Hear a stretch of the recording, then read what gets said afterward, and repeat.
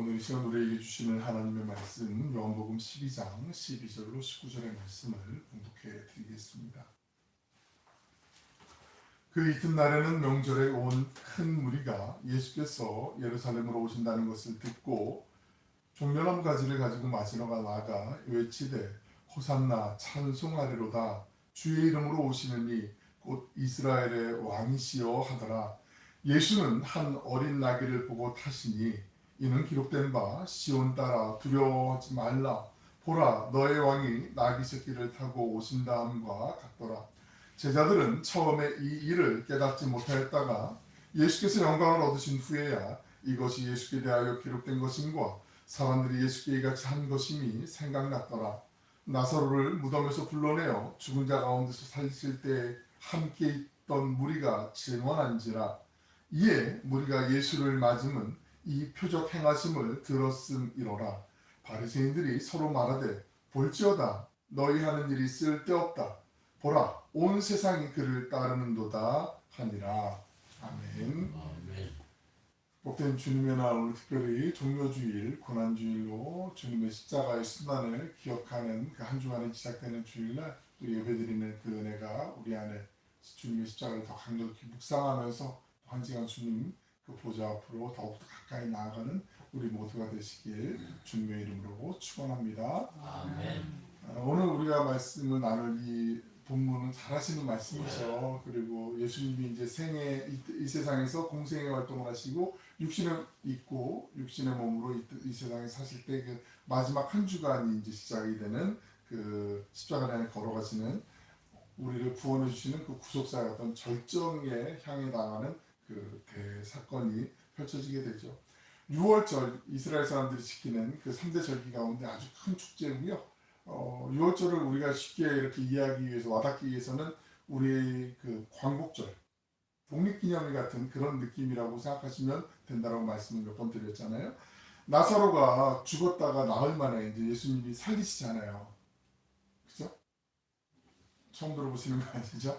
네. 지금 이 6월절 절기를 지키기 위해서 이스라엘의 남성들은 남자들만 오는 게 아니라 여인들도 오고 자녀들도 오고 다 오는데 예루살렘으로 다 모여요. 성전으로 모여요. 근데 이스라엘 내에 있는 이스라엘 민족들만 모이는 게 아니라 해외에 거주하고 있는 디아스포라라고 하는 그 이민 간 사람들 그리고 그 거기서 태어난 2세 3세들도 유대인들은 다 이 절기에 모여서 같이 하나님을 예배하고 그 절기를 지킨단 말이에요. 얼마만큼 사람들이 모였을 거라고 혹시 생각을 해보셨나요? 이렇게 여쭤보는 건 이유가 있겠죠. 엄청나게 많이 모였겠죠. 동해시 인구가 지금 한 10만 좀 안 되잖아요. 그죠? 아닌가요? 한 100만 되나요? 동해시 인구가? 강원도 전체 인구가 150만 좀 안 되잖아요. 근데 이때 예루살렘에 모인 인구가 몇 만인지 아세요? 혹시? 그냥 제가 말씀드리는 게 나을 것 같아요. 약 270만 명. 270만 명. 이게 가늠이 잘 안 되시죠? 270만 명. 한 번에 쫙 보신 적 있어요? 저는 한 번도 없어요. 어릴 때, 아주 어릴 때 기억인 것 같아요. 그 예전에는 여의도에, 여의도 5.16 광장이라고 그랬었잖아요. 여의도 광장. 예전에. 국군의 날 퍼레이드 하면 항상 여의도 광장에서 했었거든요. 아시죠? 10월 1일 날 국군의 날 하면은 이렇게 TV에서 아침 몇 시간 쭉 퍼레이드 하고 막 거기 탱크 지나가고 막 오늘날은 뭐 계룡대회에서도 하고 다양하게 하는데 그 여의도 5.16 광장이라고 하는 그 큰 광장이 나중에는 뭐 거기서 자전거도 타고 롤러스케이트도 타고 저 초등학교 6학년 때쯤 돼서는 그렇게 막 놀 수 있는 공간도 있고 막 그랬는데 거기서 그 큰 집회들 우리 익스플로러 같은 그 빌리그레엄 목사님 같은 부흥사들 오셔가지고 큰 집회들을 했어요. 그때 뭐 100만 명이 모이고 막 120만 모이고 막 이랬다는 얘기했는데 그 자료들 봐도 저도 갔었다고 하는데 기억이 안 나요. 그냥 뭐 갔었으면 따라서 갔겠지만은 아무튼 사람들 많은 거는 여러 번 여기저기 가봤기 때문에 그런데 그게 가늠이 안 되는데 얼마 전에 그 유명한 아이돌 그룹 BTS가 공연했잖아요. 광화문에서. 그때 원래 예상은 26만 명 정도 모인다고 안전에 최대한 뭐 철저하게 준비하자 해서 공무원들이 많이 준비가 되고 동원이 됐는데 나중에 후기 기사를 보니까 예상보다 적게 와서 한 10만 명밖에 안 보였는데 왜 이렇게 많이 모였냐 그거 갖고 뭐 이렇게 빈정상한투로 얘기를 하는데 안전에 대해서는 오히려 과하다 싶을 정도로 많이 모이는 게 좋죠. 혹여라도 사람이 너무 많이 모여 큰일 나면 안 되니까 근데 그건 뭐 다른 얘기니까 그건 차치하더라도 10만 명 정도 모였는데 그 화면 보셨잖아요. 뉴스나 보셨잖아요. 그 빽빽하게 사람들이 많이 있고 스크린이 있는데 그런 모임이 한 27개 정도? 한 20개 이상 있다고 생각을 해보세요. 예루살렘 그 도시가 큰 도시가 아니거든요. 아마 발 디딜 틈이 없었을 거예요, 아마. 도로란 도로를 사람 정말 빽빽하고 어쩌면 좀 몸이 왜소하거나 이런 분들 어린아이들은 둥둥 떠서 다닐 정도로 그렇게 사람들이 많이 있을 거란 말이죠. 한번 한 장 넘겨볼게요. 많이 한 장 넘겨볼게요. 요걸 읽고 넘겨야 되는구나. 제가 좀 착각을 했어요. 우리 본문 12절부터 15절에 있는 말씀 한번 이 분위기를 한번 보고 그 다음 장면을 보실게요. 12절부터 한번 읽어보겠습니다. 시작. 그 이튿날에는 명절에 온 큰 무리가 예수께서 예루살렘으로 오신다는 것을 듣고 종려나무 가지를 가지고 맞으러 나가 외치되 호산나 찬송하리로다 주의 이름으로 오시느니 곧 이스라엘의 왕이시여 하더라. 예수는 한 어린 나귀를 보고 타시니 이는 기록된 바 시온 딸아 두려워하지 말라 보라 너의 왕이 나귀 새끼를 타고 오신다 함과 같더라.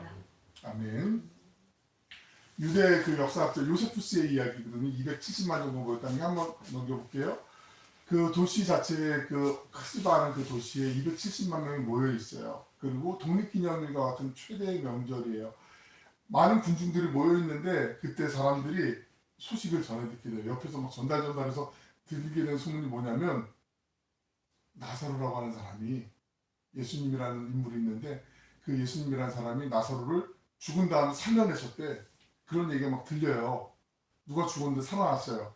누가 병들었는데 병이 싹 고쳐짐 받고 건강해지기만 해도 우리는 되게 막 기대감이 있잖아요. 설레임이 있잖아요.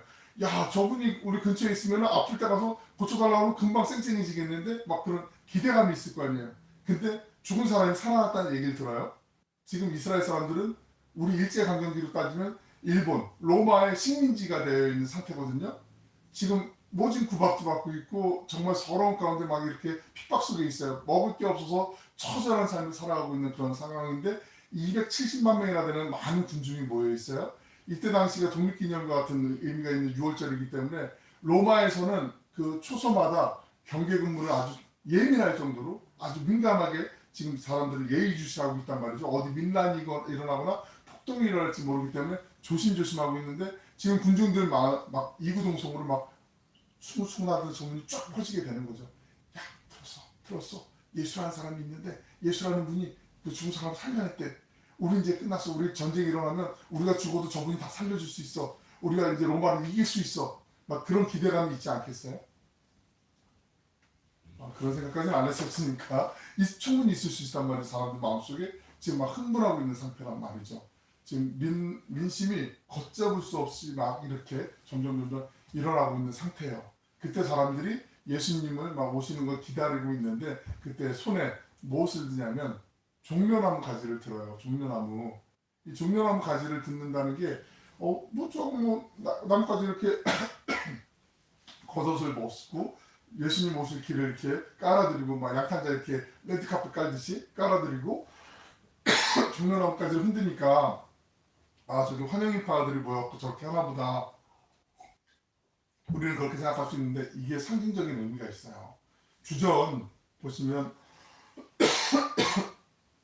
164년 전에 어떤 일이 있었냐면 시리아, 아수르라고 하는 제국에 그 지금 로마 이전에 이스라엘이 지금 모진 고생을 하고 지금 포로 상태에서 정말 예루살렘을 다 빼앗기고 성전을 이방인들의 그 정말 더러운 처참한 하나님 보시기에 너무나도 끔찍한 그런 상태로 지금 도륙을 당하고 살육을 당하는 그런 상태에서 유다의 마카비라고 하는 사람이 장군이 일어나가지고 그 수리아 사람들을 아수르 사람들을 다 물리치게 돼요. 그리고 이스라엘이 다시 회복이 되는 역사가 나타나요. 그때 사람들이 다 나와가지고 그 종려나무를 들고 나가서 막 환호를 했어요. 와, 우리의 마카비 장군, 우리를 구원해준 마카비 막 이러면서 열렬히 환호를 했어요. 그거를 상징하는 게 바로 이 종려나무 가지거든요. 그러니까 무슨 뜻이냐면 우리가 어떤 그 3.1운동 때, 3.1운동 때 유관순 여사부터 많은 그 독립 투사들이 무엇을 들고 나가서 독립운동을 했죠? 우리 태극기 들고 나갔잖아요. 태극기. 대한독립 만세 하면서 이 태극기를 들고 나갔잖아요. 이 종려나무가지가 유대인들에게는 그런 독립을 선언하는 태극기와 같은 그런 깃발과 같은 그런 도구였단 말이에요. 그렇게 예사롭지 않은 거예요. 우리는 그냥 이렇게 좀 약간 좀 이렇게 목가적인 분위기, 좀 이렇게 그림을 잘 평온한 분위기로 아이고 저 사람들 부채질하듯이 이렇게 예수님을 환호하는구나 그렇게 생각하는데 그게 아니라 과격한 지금 막 이렇게 머리에 띠들르고 삭발하고 뭐 우리에게 이거 자유 아니면 죽음을 당하 뭐 이런 식의 어떤 투쟁의 최전선 그런 느낌으로 270만 명이 다 모여갖고 예수님의 이름을 환호하는 거예요. 호산나 호산나 하면서 막 환호하는 거예요. 지금 그 장면이 머릿속으로 그려지세요? 그러니까 이게 지금 평온한 게 아니에요. 그리고 이 종려나무 가지는 유대인들에게 있어서는 그 마카비 장군을 연상시키고 이 가지를 들고 나왔다라는 건 곧 우리가 어떤 저항을 할 것이다라는 어떤 유대인들 민족만의 끈끈한 코드가 여기 녹아 있는 그 종려나무란 말이죠. 그러니까 종려주일이라는 게 우리가 잘 기억하셔야 되기 때문에 이 말씀을 좀 강조해서 드리려고 해요. 호산나라는 그 말씀의 그 기도의 제목은 이게 호산나는 아람어거든요. 아라모 말고 아람어. 달리다 쿰 소녀의 일어나는 처럼 호산나도 아람어인데요. 그 주여 한 장 넘겨볼게요. 주여 우리를 구원하옵소서 구원해 주옵소서라는 그 앞에 한번 잠깐 볼게요.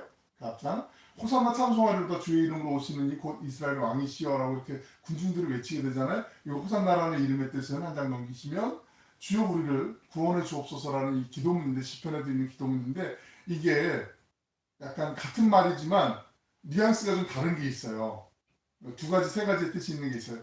시편에서는 주여 우리를 구원하옵소서 우리를 불쌍히 여겨주시고 우리를 긍휼히 여겨주옵소서라는 그런 약간 어찌 보면 내가 내 힘으로는 좀 어떻게 할 수 없습니다. 주님 도와주세요. 약간 이런 느낌이었다면 지금 군중들이 외치는 이 호산나는 앞서 말씀드린 것처럼 예수님에게 주님은 됐어 이제 됐어 다 모든 게 다 세팅이 됐어요. 이제 죽은 사람도 살렸다면서요. 주여 이제 당신이 앞장서서 무력으로 우리를 짓밟고 우리를 못 살게 군 저 로마 저 녀석들을 단칼에 베어버리시고 우리에게 독립을 주시고 우리에게 해방을 주시고 우리가 다시 이 예전에 하나님께서 우리에게 약속하셨던 그 다윗의 왕조의 아름다운 그 신혼의 꿈을 우리에게 허락해 주옵소서 하면서 그런 마음으로 그런 욕심을 갖고 그런 패기를 갖고 주여 우리를 지금 당장 저 로마를 무찌르고 우리를 구원해 주옵소서 여기 이런 뉘앙스가 있어요. 시편에서는 주님 전 정말 아무 힘도 없어요. 주님 저를 도와주세요 하는 이런 뜻의 호산나였는데 지금 군중들이 외치는 호산나는 완전히 180도 바뀌었죠. 느낌이 바뀌었죠. 주여 우리를 구원해 주옵소서 그 문장의 뜻은 같은 뜻인데 그 흐름의 지금 정서 그 분위기의 온도는 완전히 다른 분위기예요. 지금 당장이라도 나가서 우리의 사령관이 드디어 오셨다. 우리에게 한 말씀만 하세요. 우리가 나가겠습니다. 이런 막 결기를 다지는 그런 느낌의 호산나를 외치고 있다라는 거죠. 죽은 사람들도 살았으니까 뭐 더 이상 뭐 이분이 있으면 우리는 뭐 죽어도 사는 거죠. 그러니까 더 이상 문제될 게 없다라고 지금 생각하고 있는 거죠. 그런데 이 군중들의 목적, 이 마음을 간파하신 예수님이 하나님의 섭리대로 당신의 생애를 이렇게 한 걸음 한 걸음 이어가신 하나님께서 군중들을 잘 하셨죠. 이 군중들이 며칠 지나자마자 금요일 되면은 로마를 막 물리쳐줄 그 주님의 기대감이 우리 뜻대로 되지 않자 나중에는 그를 죽이십시오. 십자가에 못 박아 죽이십시오. 없이 하소서 이렇게 군중들이 똑같은 사람들인데 이 사람들이 돌변해가지고 예수님 십자가에 못 박으라고 외치는 그 성난 군중으로 바뀌게 돼요.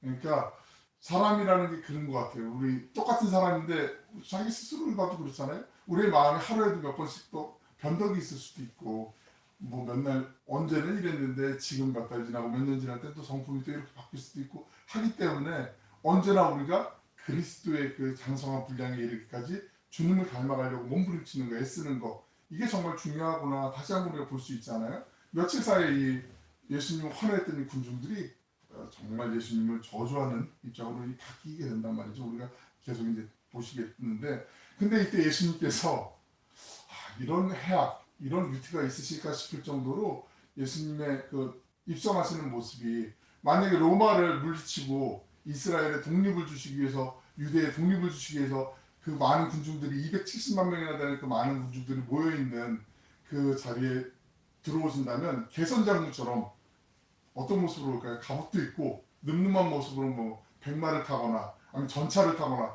이런 모습으로 오셔야 되거든요. 그런데 예수님이 그런 모습이 아니라 다른 모습으로 오셨어요. 뭐 타고 오셨죠? 오늘 본문에도 나와 있는데 어떤 걸 타고 오셨죠? 어린 나귀. 누구도 타보지 않은 그 어린 나귀를 타고 오셨어요. 한 장만 넘겨볼게요.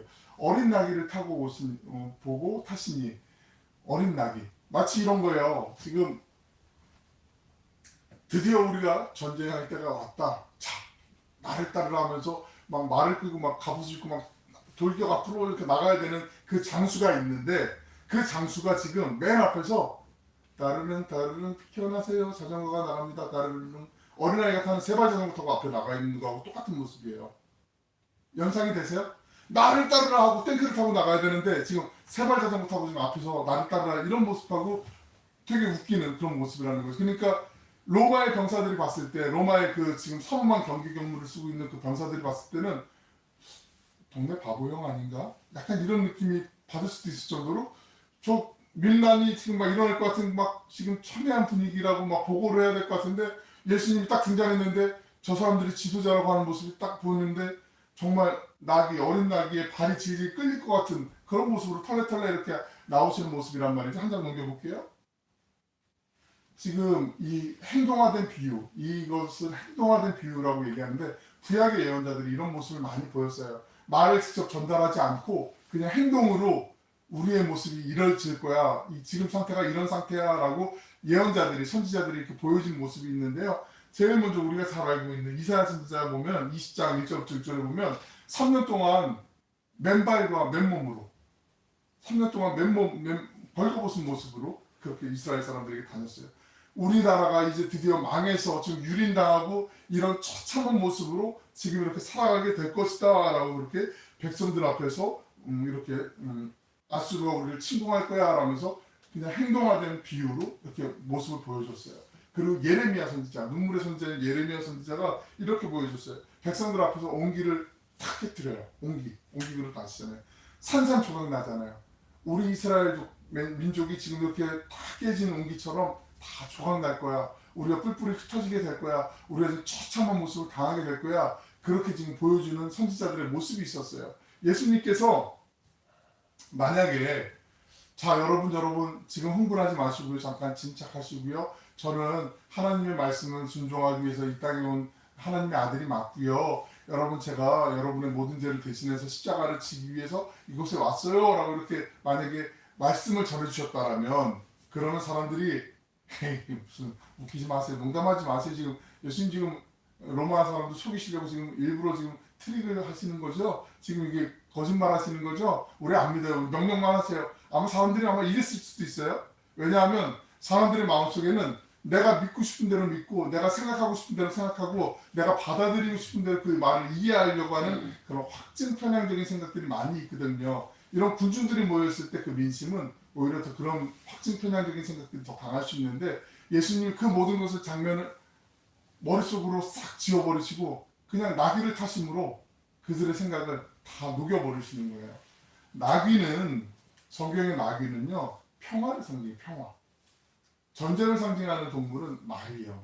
말을 타고 오시는 건 전쟁을 상징하는데 나귀를 타고 오는 건 평화를 상징하는 게 구약에도부터 계속 이어지고 있는 그 예언자들의 선언이었고 그리고 예수님께서 지금 오시는 모습은 그 스가랴서 9장 9절에 있는 말씀은 예언을 성취하시는 거죠. 스가랴서 9장 9절에 있는 말씀 읽어드릴게요. 보세요. 시온에 따라 크게 기뻐할지어다 예루살렘에 따라 즐거이 부를지어다 보라 내 왕이 내게 임하시나니 그런 공의로우시며 구원을 베푸시며 겸손하여서 나귀를 타시나니 나귀의 작은 것 곧 나귀 새끼니라 라고 말씀하세요. 그 말씀을 지금 예수님께서 완벽하게 성취하시는 거죠. 지금 구약에 있는 모든 예언의 말씀들 하나님의 말씀을 율법의 완성으로 예수님이 오셨기 때문에 예수님이 이 세상 모든 만물의 왕이시지만 모든 민족의 왕이시지만 평화의 왕으로 겸손의 왕으로 오셨음을 역설적이지만 나귀를 타고 입성하시면서 예루살렘 들어오시면서 그렇게 온 천하에 선포하시는 장면이라는 거죠.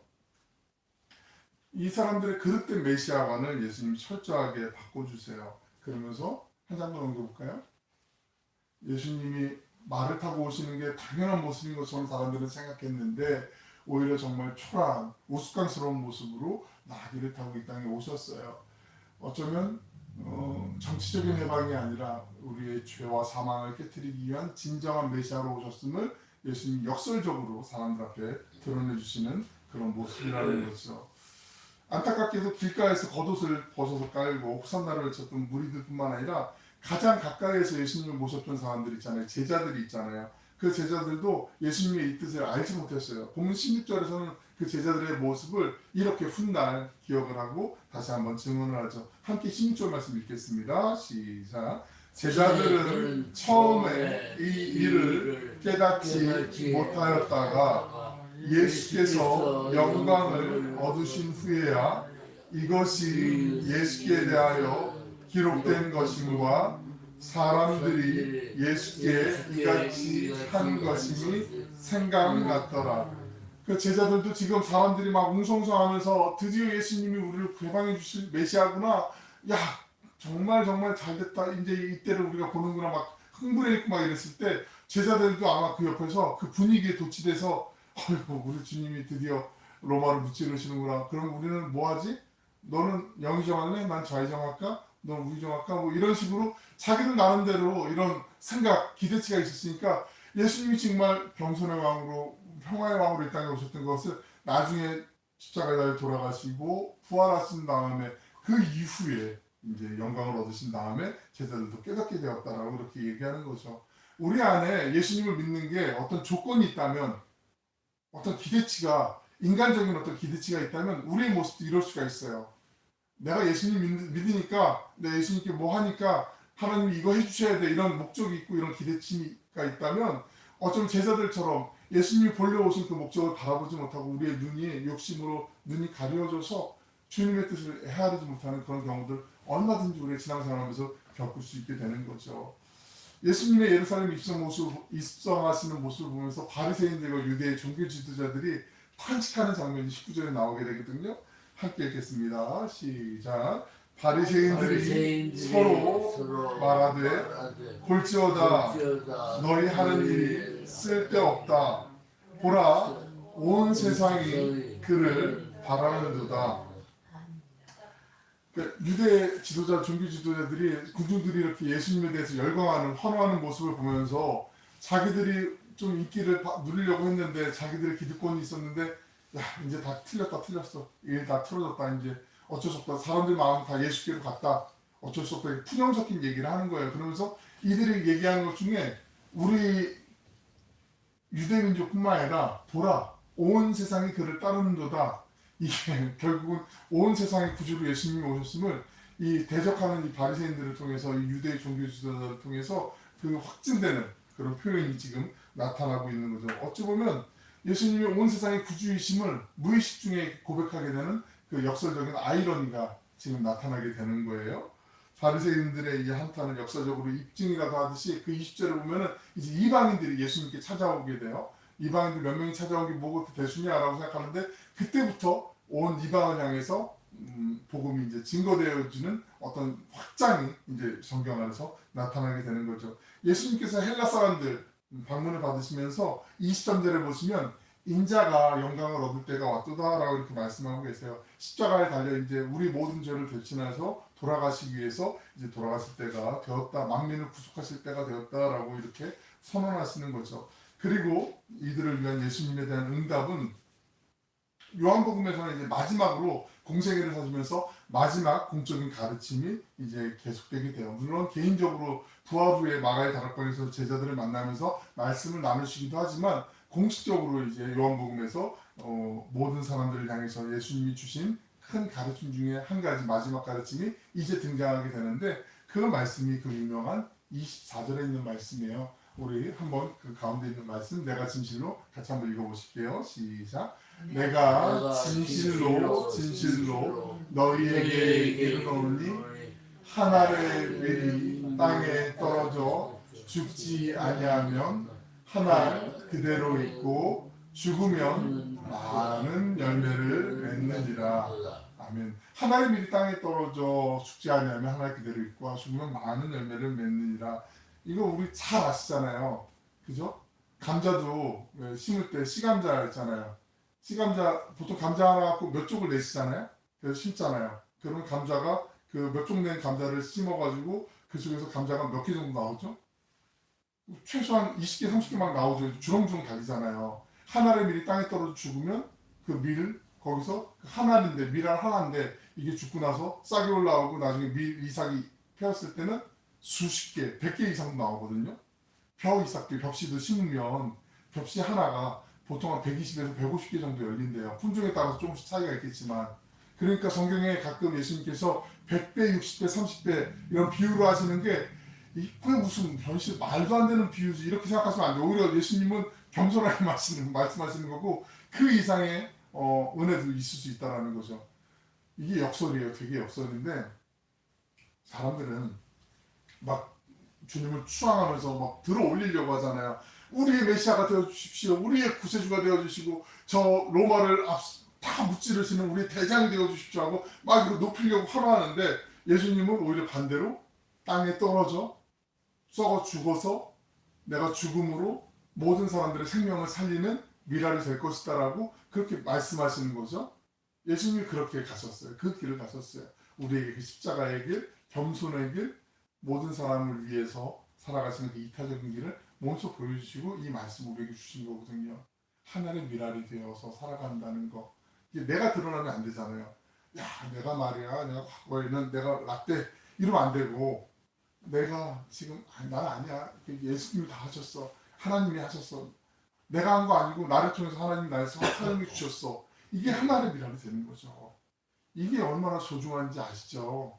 예수님을 믿으면서도 온갖 세상의 욕심은 다 누리려고 하고 막 그 다 취하려고 하면서 예수님이 나에게 뭘 해주셔야만 내가 복받은 사람이고 이거 안 해주시면 나는 복받지 않는 사람이고 성경 어디에 찾아봐도 그런 말씀 없어요. 그런 정신이 없어요.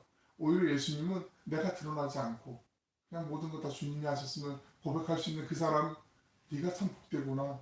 천국이 너 안에 있구나라고 그렇게 말씀하시고 칭찬해 주시는 게 예수님의 말씀이고 마음이고 성경에 몇몇이 흘러가고 있는 우리를 향하시는 하나님의 마음이거든요. 하나의 미랄이 되는 거. 예수님이 우리에게 결국은 주시는 말씀이 바로 이거 아니겠습니까?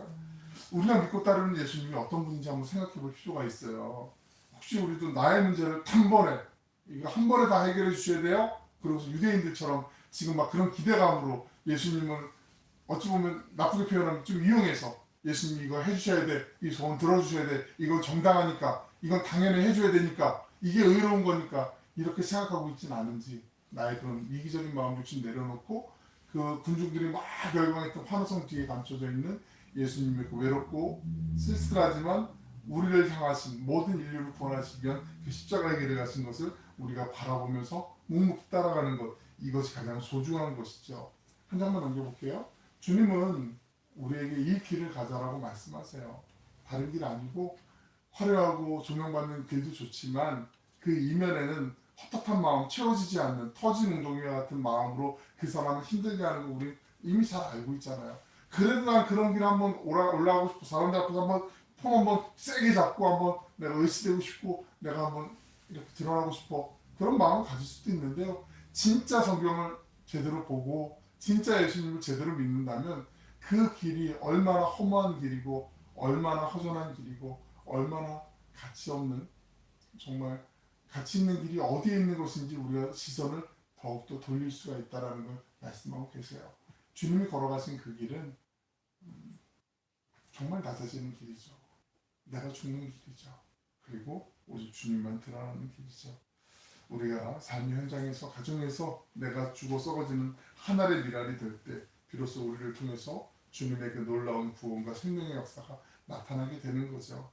우리 함께 이 고난주간 십자가의 여정을 우리가 기억하면서 주님 평화의 왕으로 오신 주님께서 우리를 위해서 더 낮고 낮은 길을 찾아가셨던 것처럼 하나님 오늘 내가 우리 가정에서 왜 나만 이거 해야 돼? 왜 나만 이렇게 힘들어야 돼?